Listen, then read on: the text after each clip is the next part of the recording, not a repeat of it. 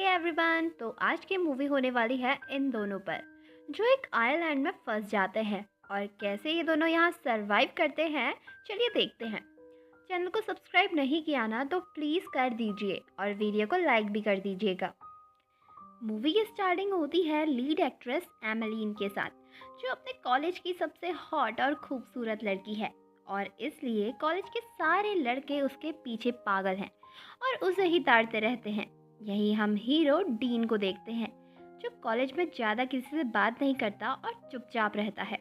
आगे हम टीचर से जान पाते हैं कि कॉलेज एक टूर पर जाने वाला है, तो कल सब टाइमली स्कूल में आ जाएं।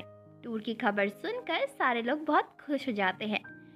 नेक्स्ट डे सारे स्टूडेंट्स अपने पिकनिक स्पॉट पर काफ़ी मज़े कर रहे होते हैं और वहीं हमेशा की तरह डीन अकेला होता है। शाम को एमा की फ्रेंड अपने फ्रेंड्स को बताती है क्रूज में एक पार्टी होने वाली है और उन्हीं के कॉलेज के एक बंदे ने, जिसका नाम स्टेफन है, उसने उन्हें भी इनवाइट किया है। इस पार्टी की बात से वो सब लोग काफ़ी खुश हो जाते हैं और क्रूज की तरफ निकल पड़ते हैं। क्रूज में सब पार्टी ही कर रहे थे, तभी वहाँ पर पुलिस की रेड पड़ जाती है और एक्सीडेंटली एमा क्रूज से नीचे गिर जाती है। उसे बचाने के लिए डीन भी पानी में कूद मारता है और उसे लेकर क्रूज की ही लाइफ सपोर्ट वाली बोट में बैठ जाता है। कहीं पुलिस उसे भी ना पकड़ ले, इस डर से वो बोट की रस्सी काट देता है, बट ऐसा कुछ भी नहीं होता जैसा उसने सोचा था। पुलिस वहाँ से चले जाती है और उसी के साथ क्रूज भी उनसे दूर होता जाता है। अब नेक्स्ट डे सभी को पता चल जाता है कि एमा और डीन दोनों गायब हैं और इधर ये दोनों काफ़ी दूर एक आइलैंड के पास पहुँच गए थे, जहाँ फ़ोन के सिग्नल भी नहीं थे।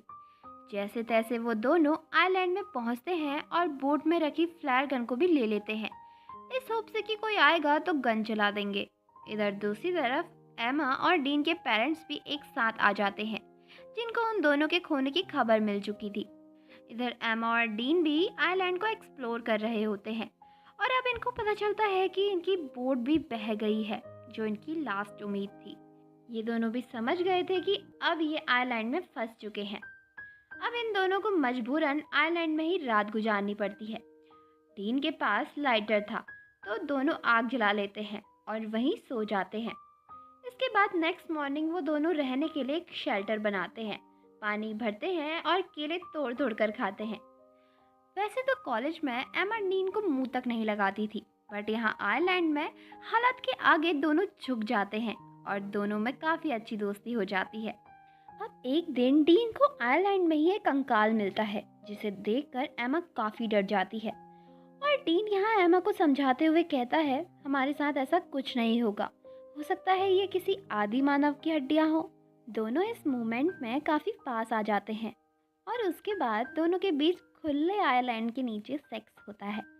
अब नेक्स्ट मॉर्निंग जब एमा उठती है तो डीन वहाँ पर नहीं होता। उसे ढूंढते हुए एमा उसके पास आ जाती है, जहाँ डीन उस कंकाल को दफना रहा होता है। इस पर एमा डीन पर गुस्सा करती है कि वो उसे अकेला छोड़कर क्यों आया, और तभी वो पीछे की तरफ गिर जाती है, जिससे उसके पैर में चोट आ जाती है। बट डीन उसकी केयर करता है और बताता है कि मेरी मॉम की एक कार एक्सीडेंट में मौत हो गई थी, जिसकी वजह वो खुद को मानता है और यही वो रीज़न था जिस वजह से डीन किसी से ज़्यादा बात नहीं करता और चुपचाप रहता है। बट इस आइलैंड में वो एमा के साथ काफ़ी खुश था। इधर दूसरी तरफ दोनों के पेरेंट्स इनको कभी हेलीकॉप्टर से ढूंढते तो कभी मिसिंग वाले पोस्टर बनवाते, बट इसका कोई रिजल्ट नहीं निकलता और दोनों काफ़ी टूट जाते हैं। लेकिन डीन और एमा आइलैंड में काफ़ी मज़े कर रहे थे और दोनों रोज़ सेक्स किए जा रहे थे। अब एक दिन जब डीन जंगल के बीचों बीच में था तो उन्हें प्लेन की आवाज़ सुनाई देती है और प्लेन को सिग्नल भेजने के लिए वो फ्लायर गन की तरफ दौड़ता है, बट वहाँ फ्लायर गन नहीं थी और प्लेन भी जा चुका था।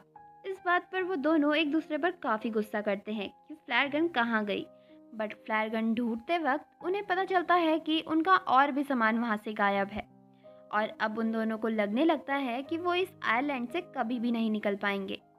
इस बीच डीन को एक जंगली जानवर की आवाज़ सुनाई देती है। उसे देखने वो जंगल के बीचों बीच चला जाता है, जिसके पीछे पीछे एमा भी चली जाती है। कुछ आगे जाते ही डीन को वहाँ एक ब्लैक पैंथर दिखाई देता है और उसे देखते ही डीन की फट जाती है और वो पैंथर से बच के भागने लगता है। डीन सबसे आगे और उसके पीछे पैंथर और सबसे पीछे एमा भाग रही थी। और तभी डीन नीचे गिर जाता है और पैंथर की आवाज़ के साथ सारा सीन ब्लैकआउट हो जाता है। अब जब एमा वहां पहुंचती है तो डीन ने चाकू की हेल्प से पैंथर को मार दिया था, जबकि एमा को लगने लगा था कि डीन का आज गेम बच गया। अब इसके बाद वो दोनों पेड़ के नीचे सोए थे और बातें कर रहे थे। तभी एक बंदर जिसने उनका सारा सामान चुराया था वो एक एक करके सब कुछ नीचे फेंकने लगता है और लास्ट में फ्लायर गन को भी नीचे फेंक देता है। फ्लायर गन के मिलते ही एमा उसे फायर कर देती है, जिस पर डीन कहता है, तुम ऐसा क्यों कर रही हो, अभी हमें कोई नहीं देखने वाला। इस पर एमा गुस्सा होते हुए कहती है, तुम तो शायद यहाँ से बाहर निकलना ही नहीं चाहते, लेकिन मैं यहाँ अब और नहीं रह सकती। इसे जीना नहीं सरवाइव करना कहते हैं। अब एक दिन जब वो फिशिंग कर रहे थे तो उन्हें हेलीकॉप्टर की आवाज़ सुनाई देती है। एमा फ्लायर गन को चला देती है और इस पर हेलीकॉप्टर उन्हें देख भी लेता है और उन्हें रेस्क्यू कर वापस घर ले आता है, जहां अपने पेरेंट्स और फ्रेंड से मिलकर वो काफ़ी खुश हो जाते हैं। अब एक दिन रात को डीन एमा के घर आता है, जहां उसे लगने लगता है कि एमा को अब उस पर कोई इंटरेस्ट नहीं है। बट एमा उसे फिर भी एक पार्टी में आने को कहती है। डीन पार्टी में जाता है बट एमा अब डीन को इग्नोर कर रही थी। वो वापस अपने पुराने दोस्तों के साथ घुल मिल गई थी और मजबूरन डीन भी अपनी पुरानी लाइफ जीने लगता है, बट वो अभी भी एमा को याद किया करता था। अब एक दिन पार्टी में डीन बाहर तेज बारिश में एमा का वेट कर रहा होता है और उसे देखकर एमा भी बाहर भागकर डीन को गले से लगा लेती है और मूवी के एंड में फिर से दोनों एक हो जाते हैं और इसी के साथ मूवी का भी यहाँ दी एंड हो जाता है।